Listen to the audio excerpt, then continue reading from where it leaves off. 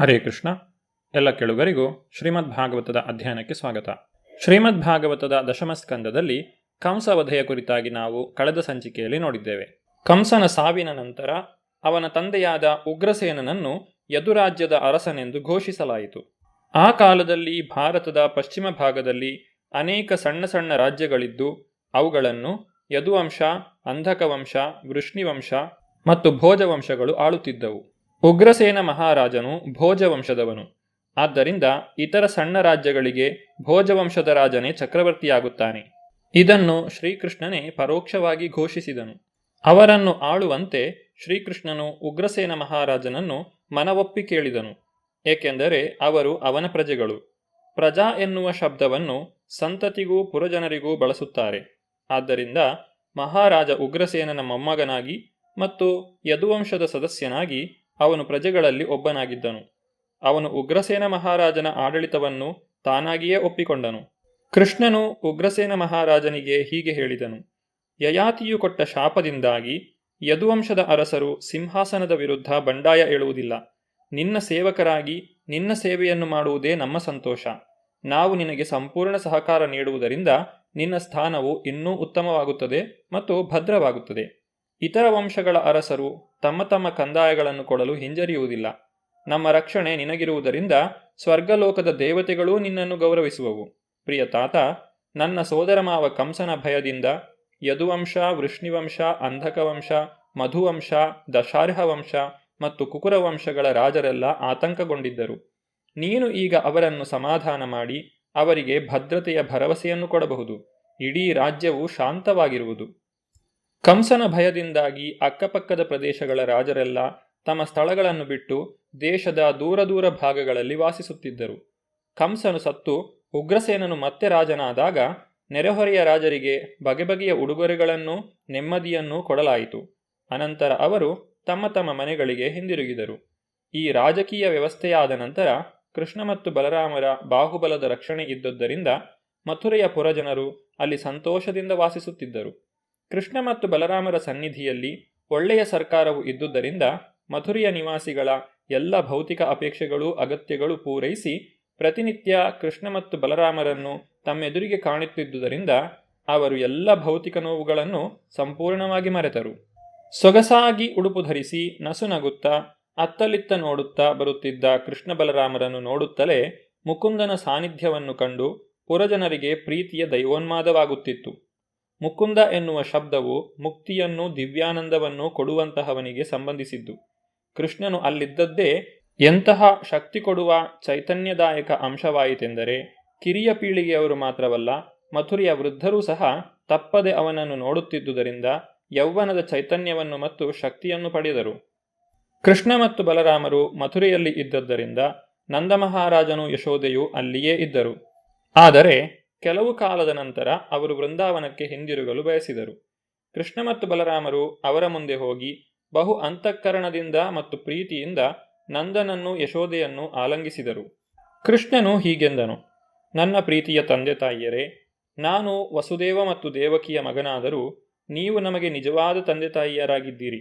ಏಕೆಂದರೆ ನಮ್ಮ ಜನನ ಮತ್ತು ಬಾಲ್ಯದಿಂದ ನಮ್ಮನ್ನು ಪ್ರೀತಿಯಿಂದ ಬೆಳೆಸಿದ್ದೀರಿ. ಯಾರೇ ಆಗಲಿ ತನ್ನ ಸ್ವಂತ ಮಕ್ಕಳಲ್ಲಿ ತೋರಿಸಬಹುದಾದ ಪ್ರೀತಿಗಿಂತ ನೀವು ನಮ್ಮಲ್ಲಿ ಹೆಚ್ಚು ಪ್ರೀತಿಯನ್ನು ಇಟ್ಟಿದ್ದೀರಿ. ನಾವು ತಬ್ಬಲಿಗಳಂತ ಇದ್ದಾಗ ನೀವು ನಮ್ಮನ್ನು ನಿಮ್ಮ ಸ್ವಂತ ಮಕ್ಕಳಂತೆಯೇ ಬೆಳೆಸಿದಿರಿ. ಆದ್ದರಿಂದ ವಾಸ್ತವವಾಗಿ ನೀವೇ ನಮ್ಮ ತಂದೆ ತಾಯಿಯರು. ಕೆಲವು ಕಾರಣಗಳಿಂದ ನಮ್ಮ ತಂದೆ ತಾಯಿಯರು ನಮ್ಮನ್ನು ದೂರವಿಟ್ಟರು. ಆಗ ನೀವು ನಮ್ಮನ್ನು ಸಲಹಿದಿರಿ. ಪ್ರೀತಿಯ ತಂದೆ ತಾಯಿಯರೇ, ನಮ್ಮನ್ನು ಇಲ್ಲಿ ಬಿಟ್ಟು ವೃಂದಾವನಕ್ಕೆ ಹಿಂದಿರುಗಿದಾಗ ನಿಮಗೆ ದುಃಖವಾಗುತ್ತದೆ ಎಂದು ನನಗೆ ಗೊತ್ತು. ಆದರೆ ನಾನು ನನ್ನ ನಿಜವಾದ ತಂದೆ ತಾಯಿಯರಾದ ವಸುದೇವ ಮತ್ತು ದೇವಕಿಯರಿಗೆ ಸ್ವಲ್ಪ ತೃಪ್ತಿಯನ್ನು ಕೊಟ್ಟು ವೃಂದಾವನಕ್ಕೆ ಹಿಂದಿರುಗುತ್ತೇನೆ ಎಂದು ಖಂಡಿತವಾಗಿ ನಂಬಿ. ಕೃಷ್ಣ ಮತ್ತು ಬಲರಾಮರು ಮಧುರ ಮಾತುಗಳಿಂದ ಮತ್ತು ಹಲವು ಬಗೆಯ ಉಡುಪುಗಳು, ಒಡವೆಗಳು ಮತ್ತು ಚೆನ್ನಾಗಿ ಮಾಡಿದ ಪಾತ್ರೆಗಳು ಇವೆಲ್ಲವನ್ನೂ ಕೊಟ್ಟು ನಂದ ಮತ್ತು ಯಶೋದೆಯರನ್ನು ಸಮಾಧಾನ ಮಾಡಿದರು. ಅವರನ್ನು, ವೃಂದಾವನದಿಂದ ಮಥುರೆಗೆ ತಮ್ಮೊಡನೆ ಬಂದಿದ್ದ ನೆರೆಹೊರೆಯವರನ್ನು, ಸ್ನೇಹಿತರನ್ನು ಅವರು ಆದಷ್ಟು ಸಮಾಧಾನಪಡಿಸಿದರು. ಬಲರಾಮ ಮತ್ತು ಕೃಷ್ಣರಲ್ಲಿ ನಂದ ಮಹಾರಾಜನಿಗಿದ್ದ ಅತಿಶಯವಾದ ಪಿತೃವಾತ್ಸಲ್ಯದಿಂದ ಅವನ ಕಣ್ಣಲ್ಲಿ ನೀರು ತುಂಬಿತು. ಅವನು ಅವರನ್ನು ಆಲಂಗಿಸಿಕೊಂಡು ಗೋಪಾಲಕರೊಂದಿಗೆ ವೃಂದಾವನಕ್ಕೆ ಹೊರಟನು. ಇದಾದ ನಂತರ ವಸುದೇವನು ತನ್ನ ಮಗನಿಗೆ ಉಪನಯನವನ್ನು ಮಾಡಿದನು. ಇದು ಎರಡನೆಯ ಹುಟ್ಟಿನ ಸಂಕೇತ. ವಸುದೇವನು ತನ್ನ ಮನೆಯ ಪುರೋಹಿತರನ್ನೂ ಇತರ ಬ್ರಾಹ್ಮಣ ವಿದ್ವಾಂಸರನ್ನೂ ಕರೆಸಿದನು. ಕೃಷ್ಣ ಮತ್ತು ಬಲರಾಮರ ಉಪನಯನ ಸಮಾರಂಭವು ವಿಧ್ಯುಕ್ತ ರೀತಿಯಲ್ಲಿ ನಡೆಯಿತು. ಆ ಸಮಯದಲ್ಲಿ ವಸುದೇವನು ಒಡವೆಗಳು, ರೇಷ್ಮೆಯ ವಸ್ತ್ರ ಮತ್ತು ಚಿನ್ನದ ಆಭರಣಗಳಿಂದ ಅಲಂಕೃತವಾದ ಗೋವುಗಳನ್ನು ಬ್ರಾಹ್ಮಣರಿಗೆ ದಾನ ಮಾಡಿದನು. ಕೃಷ್ಣ ಮತ್ತು ಬಲರಾಮರ ಜನನ ಕಾಲದಲ್ಲೇ ಬ್ರಾಹ್ಮಣರಿಗೆ ಗೋದಾನವನ್ನು ಮಾಡಲು ವಸುದೇವನು ಬಯಸಿದ್ದನು. ಆದರೆ ಕಂಸನು ಅವನನ್ನು ಬಂಧಿಸಿದ್ದರಿಂದ ಇದನ್ನು ತನ್ನ ಮನಸ್ಸಿನಲ್ಲಿಯೇ ಮಾಡಿಕೊಳ್ಳಬೇಕಾಯಿತು. ಕಂಸನ ಸಾವಿನ ನಂತರ ಬ್ರಾಹ್ಮಣರಿಗೆ ನಿಜವಾದ ಗೋವುಗಳನ್ನು ಕೊಡಲಾಯಿತು. ಅನಂತರ ಬಲರಾಮ ಮತ್ತು ಕೃಷ್ಣರಿಗೆ ಯಜ್ಞೋಪವೀತವನ್ನು ಧಾರಣ ಮಾಡಿಸಲಾಯಿತು. ಅವರು ಗಾಯತ್ರಿ ಮಂತ್ರವನ್ನು ಜಪ ಮಾಡಿದರು. ಯಜ್ಞೋಪವೀತ ಧಾರಣೆಯ ನಂತರ ಶಿಷ್ಯರಿಗೆ ಗಾಯತ್ರಿ ಮಂತ್ರದ ಉಪದೇಶವಾಗುತ್ತದೆ. ಬಲರಾಮ ಮತ್ತು ಕೃಷ್ಣರು ಮಂತ್ರಜಪದ ಕರ್ತವ್ಯವನ್ನು ಸರಿಯಾಗಿ ಮಾಡಿದರು. ಈ ಮಂತ್ರವನ್ನು ಜಪ ಮಾಡುವವರು ಕೆಲವು ತತ್ವಗಳನ್ನು, ವ್ರತಗಳನ್ನು ಪಾಲಿಸಬೇಕಾಗುತ್ತದೆ. ಬಲರಾಮ ಮತ್ತು ಕೃಷ್ಣರು ಅಲೌಕಿಕ ಪುರುಷರಾದರೂ ನಿಯಂತ್ರಕ ತತ್ವಗಳನ್ನು ಕಟ್ಟುನಿಟ್ಟಾಗಿ ಪಾಲಿಸಿದರು. ಯದುವಂಶದ ಆಚಾರ್ಯರು, ಗರ್ಗಮುನಿಗಳು ಎಂದು ಪರಿಚಿತರಾದ ಪುರೋಹಿತ ಗರ್ಗಾಚಾರ್ಯರು ಅವರಿಗೆ ಮಂತ್ರೋಪದೇಶ ಮಾಡಿದರು. ಆಚಾರ್ಯರಿಂದ ಉಪದೇಶ ಪಡೆದು ಶಿಕ್ಷಣ ಪಡೆಯದೇ ಇದ್ದರೆ ಅಂತಹ ಮನುಷ್ಯನನ್ನು ಸುಸಂಸ್ಕೃತ ಎಂದು ಪರಿಗಣಿಸುವುದಿಲ್ಲ. ಗುರುವನ್ನು ಅಥವಾ ಆಚಾರ್ಯರನ್ನು ಸ್ವೀಕರಿಸುವುದು ಕೃಷ್ಣ ಬಲರಾಮರಿಗೆ ಅಗತ್ಯವಿರಲಿಲ್ಲ. ಆದರೆ ಸಾಮಾನ್ಯ ಮನುಷ್ಯರಿಗೆ ಮಾರ್ಗದರ್ಶನ ಮಾಡಲಿಕ್ಕಾಗಿ ಅವರು ಆಧ್ಯಾತ್ಮಿಕ ವಿದ್ಯೆಯಲ್ಲಿ ಮುಂದುವರಿಯಲು ಗುರುವನ್ನು ಸ್ವೀಕರಿಸಿದರು. ಆಧ್ಯಾತ್ಮಿಕ ಬದುಕಿನಲ್ಲಿ ಶಿಕ್ಷಣ ಪಡೆಯಲು ಗಾಯತ್ರಿ ಮಂತ್ರದ ಉಪದೇಶವಾದ ನಂತರ ಮನೆಯಿಂದ ದೂರವಿದ್ದು ಒಬ್ಬ ಆಚಾರ್ಯರ ಮಾರ್ಗದರ್ಶನದಲ್ಲಿ ಇರುವುದು ರೂಢಿ. ಈ ಅವಧಿಯಲ್ಲಿ ಶಿಷ್ಯನು ಗುರುವಿನ ಸೇವಕನಂತೆಯೇ ಕೆಲಸ ಮಾಡಬೇಕು. ಆಚಾರ್ಯರ ಪಾಲನೆಯಲ್ಲಿರುವ ಬ್ರಹ್ಮಚಾರಿಯು ಅನೇಕ ನಿಯಮ ನಿಬಂಧನೆಗಳನ್ನು ಅನುಸರಿಸಬೇಕು. ತಮ್ಮ ಗುರು ಸಾಂದೀಪನಿ ಮುನಿಯ ಮಾರ್ಗದರ್ಶನದಲ್ಲಿ ಇದ್ದಾಗ ಕೃಷ್ಣ ಮತ್ತು ಬಲರಾಮರು ಈ ನಿಯಂತ್ರಕ ತತ್ವಗಳನ್ನು ಕಟ್ಟುನಿಟ್ಟಾಗಿ ಅನುಸರಿಸಿದರು. ಸಾಂದೀಪನಿ ಮುನಿಗಳು ಉತ್ತರ ಭಾರತದ ಒಂದು ಸ್ಥಳದಲ್ಲಿ ಇದ್ದರು. ಶಾಸ್ತ್ರಗ್ರಂಥಗಳಲ್ಲಿ ಹೇಳಿರುವಂತೆ ಗುರುವಿಗೆ ಗೌರವವನ್ನು ಕೊಡಬೇಕು ಮತ್ತು ಗುರುಗಳು ದೇವೋತ್ತಮ ಪರಮಪುರುಷನಿಗೆ ಸಮಾನರೆಂದೇ ಕಾಣಬೇಕು. ಕೃಷ್ಣ ಮತ್ತು ಬಲರಾಮರು ಬಹುನಿಷ್ಠೆಯಿಂದ ಈ ತತ್ವಗಳನ್ನು ಅನುಸರಿಸಿ ಬ್ರಹ್ಮಚರ್ಯದ ನಿಬಂಧನೆಗಳನ್ನು ಪಾಲಿಸಿದರು. ಹೀಗೆ ತಮಗೆ ವೇದಗಳ ಜ್ಞಾನವನ್ನು ಕೊಡುತ್ತಿದ್ದ ಗುರುಗಳನ್ನು ಅವರು ತೃಪ್ತಿಪಡಿಸಿದರು. ಬಹುತೃಪ್ತಿಗೊಂಡ ಸಾಂದೀಪನಿ ಮುನಿಯು ಅವರಿಗೆ ಜಟಿಲವಾದ ವೇದಜ್ಞಾನವನ್ನೆಲ್ಲ ಹೇಳಿಕೊಟ್ಟರು. ಉಪನಿಷತ್ತುಗಳಂತಹ ಪೂರಕ ಸಾಹಿತ್ಯವನ್ನು ಕಲಿಸಿದರು. ಕೃಷ್ಣ ಮತ್ತು ಬಲರಾಮರು ಕ್ಷತ್ರಿಯರಾದ್ದರಿಂದ ಅವರಿಗೆ ವಿಶೇಷವಾಗಿ ಯುದ್ಧ ಕೌಶಲ, ರಾಜಕಾರಣ ಮತ್ತು ಗಣಿತಗಳನ್ನು ಹೇಳಿಕೊಡಲಾಯಿತು. ರಾಜಕಾರಣದಲ್ಲಿ ತಿಳುವಳಿಕೆಯ 6 ಶಾಖೆಗಳಿವೆ. ಶಾಂತಿಯನ್ನು ಮಾಡಿಕೊಳ್ಳುವುದು ಹೇಗೆ, ಯುದ್ಧ ಮಾಡುವುದು ಹೇಗೆ, ಸಮಾಧಾನ ಮಾಡುವುದು ಹೇಗೆ, ವಿಭಜಿಸಿ ಆಳುವುದು ಹೇಗೆ, ಆಶ್ರಯ ನೀಡುವುದು, ಹೀಗೆ ಮೊದಲಾದವು ಈ ಶಾಖೆಗಳು. ಕೃಷ್ಣ ಮತ್ತು ಬಲರಾಮರಿಗೆ ಗುರುವು ಇವೆಲ್ಲವನ್ನೂ ವಿವರಿಸಿ ಮಾರ್ಗದರ್ಶನ ಮಾಡಿದರು. ನದಿಯ ನೀರಿಗೆ ಸಮುದ್ರವೇ ಆಕರ. ಸಮುದ್ರದ ನೀರು ಆವಿಯಾಗಿ ಮೋಡವು ಸೃಷ್ಟಿಯಾಗುತ್ತದೆ. ಇದೇ ನೀರು ಭೂಮಿಯ ಮೇಲೆಲ್ಲ ಮಳೆಯಾಗಿ ಬಿದ್ದು ಮತ್ತೆ ನದಿಗಳನ್ನು ಸೇರಿ ಸಮುದ್ರದತ್ತ ಹೋಗುತ್ತದೆ.